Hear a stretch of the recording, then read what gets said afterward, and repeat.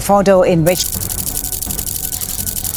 ሰላም ተመልካቾቻችን፣ ወደ የወቅቱ ትኩሳት ፕሮግራማችን እንኳን በሰላም መጣችሁ። ዛሬ ዓለምን ያነጋገረውንና በተለይ እስራኤልና አሜሪካን እንቅልፍ የነሳውን የኢራንን የኒውክሌር መርሃ ግብር ከሌላኛው አቅጣጫ እንመለከታለን። ትኩረታችን የኢራን የኒውክሌር ማብላያ ጣቢያዎች በተለይም ፎርዶ የሚባለው የምሽግ ጣቢያ አመሰራረትና ጥንካሬው ላይ ይሆናል። እነዚህ ጣቢያዎች እንዴት ተገነቡ? ምን ያህልስ ይጠበቃሉ? አሁን እየተካሄደ ያለው ጦርነትስ የት ያመራል? አብረን እንፈትሽ። ባለፉት ሳምንታት በእስራኤልና ኢራን መካከል የታየው ቀጥተኛ ወታደራዊ ግጭት የአየር እና የሚሳኤል ጥቃቶች ሳይቋረጡ ቀጥለዋል። የዚህ ግጭት ዋነኛ መንስኤ ደግሞ የኢራን የኒውክሌር መርሃ ግብር ነው። እስራኤልና ምዕራባውያን ሀገራት በተለይ አሜሪካ ኢራን ኒውክሌር መሳሪያ ለማምረት እየሞከረች እንደሆነ ለረጅም ጊዜ ሲከሱ ቆይተዋል። ኢራን በበኩሏ የኒውክሌር መርሃ ግብሯ ሙሉ በሙሉ ሰላማዊ እንዳለው ኃይል ለማመንጨትና ለሕክምና አገልግሎት እንደምትፈልገው ደጋግማ ትናገራለች። ትናንትና ምሽት ደግሞ የሁኔታውን ውስብስብነት ይበልጥ ያሳየ አዲስ መረጃ ወጥቷል። አሜሪካ በኢራን የኒውክሌር ቦታዎች ላይ የአየር ድብደባ ፈጽማለች። ጥቃቱ የታሰበውን ቦታ ለመምታቱ ተረጋግጧል። ኢራን አካባቢውን ሙሉ በሙሉ በአፈር በመሸፈኗ ጥቃቱ ውጤታማ መሆን እንዳልቻለ ታውቋል። ይህ የሚያሳየው ኢራን ለእንደዚህ አይነት ጥቃቶች ቅድመ ጥንቃቄ እንዳደረገችና በከፍተኛ ጥበቃ ስር እንደምትገኝ ነው። ታዲያ እነዚህ ምሽጎች እንዴት ተገነቡ? አሁን ደግሞ የኢራንን የኒውክሌር መርሃ ግብር አስኳል ወደ ሆነውና በዓለም አቀፉ ማህበረሰብ ዘንድ ከፍተኛ ስጋት ወደሚፈጥረው የፎርዶ የኒውክሌር ማብላያ ጣቢያ እንዝለቅ። ፎርዶ ከቴህራን በስተ ምስራቅ 100 ኪሎ ሜትር ርቀት ላይ በሚገኝ ተራራ ስር የተገነባ ሚስጥራዊና እጅግ በጣም ጠንካራ ምሽግ ነው።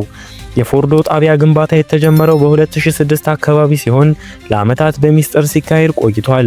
ቦታው የተመረጠው ለስትራቴጂያዊ ጥበቃ ሲሆን በተራራማ አካባቢ በመሆኑ ለቦምብ ጥቃት በቀላሉ የማይጋለጥ ነው። የተባበሩት መንግስታት የኒውክሌር ኃይል ኤጀንሲ ይህንን ጣቢያ ያወቀው በ2009 ነበር። የፎርዶ ዋና ጥንካሬ ከመሬት በታች እጅግ ጥልቀት ባለው ደረጃ መገንባቱ ነው። የሳተላይት ምስሎችና የስለላ መረጃዎች እንደሚያሳዩት ጣቢያው በብዙ ሜትሮች ውፍረት ባላቸው ኮንክሪትና አለት የተጠበቀ ነው። ይህ ማለት ከዘመናዊ ቦምቦች እንኳን ሳይቀር ጥበቃ አለው። በመሬት ውስጥ መገንባቱ በአየር ጥቃት ለመመታት እጅግ በጣም ከባድ ያደርገዋል። የፎርዶ ዋነኛ ዓላማ የዩራኒየም ማበልጸግ ሲሆን እንደ ናታንዝ ካሉ ሌሎች ትላልቅ ጣቢያዎች በተጨማሪ የኢራንን የማበልጸግ አቅም ለማጠናከር የተሰራ ነው። በትንሽ ቦታ ላይ ብዙ ሴንትሪፍሪጆችን የመያዝ አቅም ያለው ኒውዮርክ ታይምስ የእስራኤል ባለስልጣናትን ዋቢ በማድረግ ኢራን ዩራኒየምን ጨምሮ አስፈላጊ የሚባሉ መሳሪያዎች ከፎርዶ ተቋም ማንቀሳቀሷን ማመናቸው የዚህ ጣቢያ ስትራቴጂያዊ ጠቀሜታን ያሳያል። ከፎርዶ በተጨማሪ ኢራን ሌሎች ጠቃሚ የኒውክሌር ማብላያና ምርምር ጣቢያዎች አሏት። ናታንዝ ይህ በኢራን ከሚገኙ ትልቁ የዩራኒየም ማበልጸጊያ ጣቢያዎች አንዱ ነው። ናታንዝም እንደ ፎርዶ ሁሉ ከመሬት በታች የተገነቡ ክፍሎች አሉት። ግንባታው የተጀመረው በ1990ዎቹ መጨረሻ ላይ ሲሆን በ2002 አካባቢ በአሜሪካ የስለላ ድርጅት ይፋ ሆነ። ጣቢያው በዋናነት ለዩራኒየም ማበልጸግ የሚያገለግሉ በሺዎች የሚቆጠሩ ሴንትሪፍሪጆችን ይዟል። ምንም እንኳን አንዳንድ ክፍሎቹ በተለያዩ ጥቃቶች ጉዳት ደርሶባቸው ቢሆንም የመሬት ውስጥ ጥበቃው ግን ከፍተኛ ነው። አራክ የአራክ የኒውክሌር ሪአክተር ሉፕቶኒየምን ምርት ጥቅም ላይ ሊውል የሚችል ከባድ ውሃ ሪአክተር ነው። የዚህ ሪአክተር ግንባታ የተጀመረው በ1990ዎቹ ሲሆን ለኒውክሌር መሳሪያ ሊያገለግል በሚችል ፕሉቶኒየም ምክንያት የምዕራባውያን አሳሳቢ ጉዳይ ነው። ቦታው እንደ ፎርዶና ናታንዝ የመሬት ውስጥ ጥበቃ ባይኖረውም በከፍተኛ ሁኔታ ይጠበቃል። ቡሽር በኢራን ውስጥ ብቸኛው የሚሰራ የኒውክሌር ኃይል ማመንጫ ጣቢያ ነው። ግንባታ የተጀመረው በ1970ዎቹ በጀርመን ኩባንያዎች ቢሆንም በአብዮቱና በኢራን ጦርነት ምክንያት ተቋርጦ በኋላ በሩሲያ እርዳታ በ2010ዎቹ ተጠናቀቀ። ይህ ጣቢያ ለኃይል ማመንጫነት ብቻ የሚያገለግል በመሆኑ ከኒውክሌር መሳሪያ ስጋት አንጻር ብዙም አያሰጋም። የአሜሪካ መከላከያ ሚኒስተር ፒት ሄግሴስ አሜሪካ የኢራንን የኒውክሌር መርሃ ግብር አጠፋች ሲሉ ቢገልጹም ዋሽንግተን ፖስት እና ኒውዮርክ ታይምስ አመሻሹን ይዘው የወጡት መረጃ ጥቃቱ እንደተባለው የተጋነነ ጉዳት የሚያደርስ እንዳልሆነ ገልጸዋል።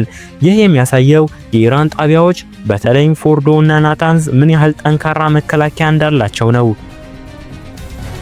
ከዚህ በተጨማሪ አንዳንድ ምንጮች ኢራን ከላይ ከተጠቀሱት ጣቢያዎች ውጪ ማንም የማያውቀው ድብቅ የኒውክሌር ጣቢያ ሊኖራት ይችላል የሚሉ ግምቶች አሉ።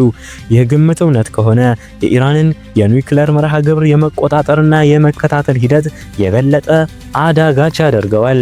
ሌላው አሳሳቢ መረጃ ደግሞ የኢራን የስለላ መረብ ባለፈው ሳምንት ከእስራኤል መነተፍኩ ካለው ወሳኝ መረጃዎች አንዱ የዓለም አቀፉ የአቶሚክ ኢነርጂ ድርጅት ዳይሬክተር ራፋኤል ግሮሲ ከእስራኤሉ ድብቅ የኒውክሌር ጣቢያ ጋር የተፈራረሟቸው ሰነዶች ይገኙበታል።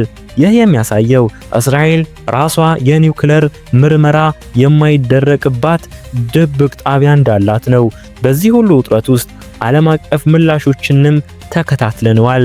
በጸጥታው ምክር ቤት የሩሲያ ተወካይ ጠንከር ያለ ምላሽ ሰጥተዋል። እስራኤል የኒውክሌር መስፋፋትን ከሚከለክለው ውል ውጪ ነች። አጠቃላይ የኒውክሌር ምርመራ ተደርጎባት አያውቅም። ኢራን ግን ከፍተኛውን የፍተሻ ቁጥጥር ተቀብላ ስትተባበር ቆይታለች። ነገር ግን ምስጋና ከማቅረብ ይልቅ በቦምብ እየተደበደበችና ሰላማዊ ዜጎቿ እየተጠቁባት ነው። የዓለም አቀፉ አቶሚክ ኢነርጂ ድርጅት ዳይሬክተር ራፋኤል ግሮሲ ደግሞ በኒውክሌር ጣቢያዎቹ የደረሰውን የጉዳት መጠን እንዲያዩ ቴህራን ለዓለም አቀፉ የአቶሚክ ኢነርጂ ፈታሾች እንድትፈቅድ ጥሪ ያቀርባሉ ሲሉ አስቸኳይ ስብሰባ እንደሚጠሩ አስታውቀዋል። የትራምፕ አስተዳደር በ48 ሰዓታት ውስጥ ይሰጣል ተብሎ ለሚጠበቀው የኢራን ምላሽ እየተዘጋጀ እንደሆነ ኤንቢሲ ዘግቧል። የተባበሩት መንግስታት ድርጅት ዋና ጸሐፊ አንቶኒዮ ጉቴሬዝ ጥቃቱን በአካባቢው አደገኛ ውጥረት የሚጨምርና ለዓለም አቀፍ ሰላምና ደህንነት ቀጥተኛ ስጋት ሲሉ ገልጸውታል። በተቃራኒው የብሪታንያ የሌበር ፓርቲ መሪ ኪር ስታርመር የአሜሪካንን ጥቃት ደግፈዋል። ሩሲያ፣ ቻይና፣ ኢራቅ፣ ሳዑዲ አረቢያ፣ ኦማን፣ አንሷሩላህ እና ሐማስ በአሜሪካ የተሰነዘረውን ጥቃት አውግዘዋል። የኢራኑ ፕሬዝዳንት መስዑድ ፔዜሽኪያን የኢራን ጦር ኃይሎች የሰጡት ምላሽ የእስራኤልን ወታደራዊ ድክመት ብቻ ሳይሆን አሜሪካን በግልጽ ወደ ግጭቱ እንዳስገደዳት ተናግረዋል። የኢራን የውጭ ጉዳይ ሚኒስተር አባስ አራቅጂ ደግሞ ቴህራን የኒውክሌር ጦር መሳሪያ ለመስራት እየሞከረች ነው በሚል የሐሰት ውንጀላ ላይ በመመስረት አሜሪካ የኒውክሌር ተቋሞቿን ያጠቃችበትን ምክንያት ፈጽሞ እንደማትቀበል ገልጸው የኢራን የኒውክሌር መርሃ ግብር ግን ሰላማዊ ሆኖ እንደሚቀጥል አረጋግጠዋል።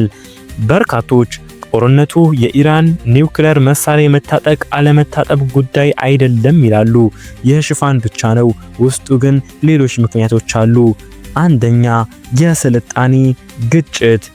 ኢራን የምዕራባውያንን ስልጣኔ የሰይጣን ስልጣኔ ብላ የፈረጀች ሲሆን አሜሪካን ትልቋ ሰይጣን፣ እስራኤልን ደግሞ ትንሿ ሰይጣን ብላ ሰይማለች። ሁለተኛ፣ ግዙፍ የተፈጥሮ ሀብት። ኢማም ኹመይኒ የምዕራባውያንን ተቋማት ከኢራን የተፈጥሮ ሀብት ላይ ጥርግ አድርገው ማስወጣታቸው የምዕራባውያንን ቁጣ አስነስቷል። ሶስተኛ፣ የእስራኤል ጠላትነትና የፍልስጤማውያን አጋርነት። ኢራን የእስራኤልን የሀገርነት ዕውቅና በመፋቅ የተዘረፈችዋ ፍልስጤም ብላ በመጥራት እንዲሁም እንደ ሐማስና ሂዝቡላህ ያሉ የትግል ቡድኖችን በመደገፍ የእስራኤልን ደህንነት አስጊ ሁኔታ ውስጥ እንድትገባ አድርጋለች። ኢራን የኒውክሌር ቦምብ ለመታጠቅ ተቃርባ አታውቅም። በሃይማኖታዊ ብይን ወይም ፈትዋ መሰረትም ሐራም ነው። ኢራን ጣቢያዋን ለዓለም አቀፉ የኒውክሌር ተቋም ከፍታ እንዳስፈተሸችና ኒውክሌር መሳሪያ የመታጠቅ ፍላጎት እንደሌላት ደጋግማ ተናግራለች። አሁን ባለው ወታደራዊ ስሌት ደግሞ ኢራን በአሜሪካ ጦር ሰፈሮች ላይ ቀጥተኛ ጦርነት በመክፈት የበቀል እርምጃ ትወስዳለች ብሎ ማሰብ አይቻልም። የአሜሪካ ጥቃት የተጠበቀውን ያክል በስኬት አለመጠናቀቁም እንዲሁም የኢራን የኒውክሌር ማብለያዎች እንዳሉ በመሆናቸው ኢራን ያን ያክል ከአሜሪካ ጋር ቀጥታ ጦርነት የሚያስጀምር መንገድ አትመርጥም። ስለዚህ የበቀል እርምጃዋ መውጫ አርጋ የምትቀጥለው የፈረደባትን እስራኤልን ነው። አሁን እስራኤል የኢራን ቀላል ኢላማ ሆናለች። የአየር መከላከሏ ከጊዜ ወደ ጊዜ እየደከመ በመምጣቱ ኢራን 2 ሚሳኤሎችን ብትተኩስ አንዱ ኢላማውን የማይስትበት ደረጃ ላይ እየደረሰ ነው። የኢራን ጥቃት በዚሁ በቀጠለ ቁጥር የእስራኤል አየር መከላከያ ከሳምንት በኋላ የሚወድቅ የምዕራባውያን የጦር ባለሙያዎች እያስጠነቀቁ ነው። እስራኤል ይህን ክፍተቷን ለመሙላት እንደ አማራጭ የያዘችው ደግሞ የኢራን ሚሳኤሎች ሳይወነጨፉ የማስወንጨፊያ መኪናዎችን ማውደም ነው። እስራኤል ያንን ማድረጓ በእርግጥ ስኬትን አስገኝቶላታል። በአሁኑ ሰዓት የምዕራብ ኢራን ክፍል ላይ የሚገኙ የኢራን ሚሳኤል ማስወንጨፊያዎች በተሳካ ሁኔታ እያስወነጨፉ ነው ማለት አይቻልም። ይህም የሆነው የእስራኤል ጦርነቶች ኢላማ በመሆናቸው ነው።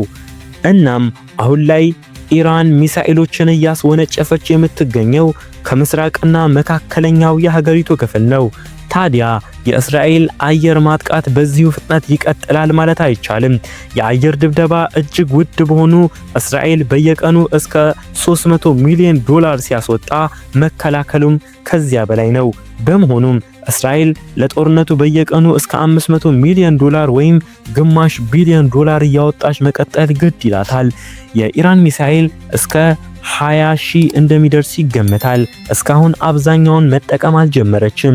ኢራን በጣም አውዳሚ የሚባሉ ሚሳኤሎቿን ገና አልተጠቀመችም።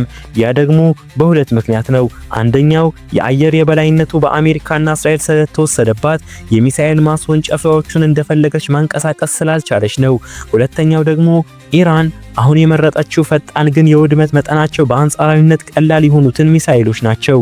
ኢራን እነዚህ ሚሳኤሎች እየተጠቀመች የእስራኤል አየር መከላከያ ካዳከመች በኋላ አውዳሚ ሚሳኤሎቿን በመጠቀም እንደምትጀምር ይጠበቃል።